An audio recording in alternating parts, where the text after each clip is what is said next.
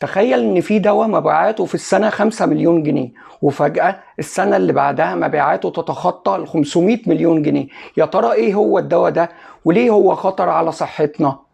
الدواء ده موجود في كل الصيدليات وبيتباع عادي كده من غير روشتة، وشركته اللي بتنتجه عارفة ان اللي بيشتروه هم المدمنين.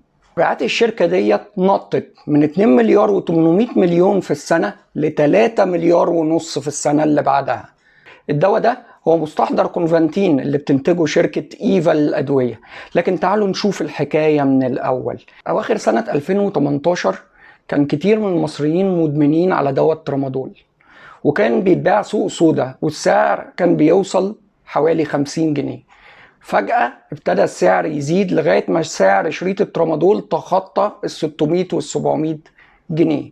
هنا المدمنين ابتدوا يدوروا على بدايل للترامادول، ووجدوا الحل في أدوية زي أدوية الليريكا والليرولين. المادة الفعالة بتاعتهم هي مادة البري جابالين، وخلال سنة واحدة الشركات دي باعت من مستحضر ليريكا والليرولين مبيعات خيالية. وعشان كده هيئة الدواء المصرية ابتدت تنتبه، وبالفعل تم سحب المنتجات اللي كل موادها الفعالة مادة البري جابالين من الأسواق، واتحطت جدول مخدرات في قرار يحترم لغاية يومنا ده. المدمنين مش بيوقفوا لغاية كده، ابتدوا يفكروا في بدايل، وبالفعل وجدوا ضلتهم في مادة الجابابنتين اللي بتنتجها شركة إيفا في مستحضر اسمه كونفانتين، ومستحضرات تانية بدايل كتير، لكن ده المستحضر الأساسي اللي عارفينه المدمنين. وبالفعل شركة إيفا باعت من الدواء دوت مبيعات خيالية تحت عين هيئة الدواء بقيادة الدكتور تامر عصام. وإلى الآن من سنة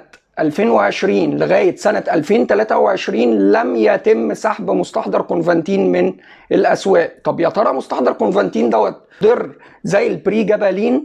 نفس الأضرار بالظبط وإن كانت أكتر.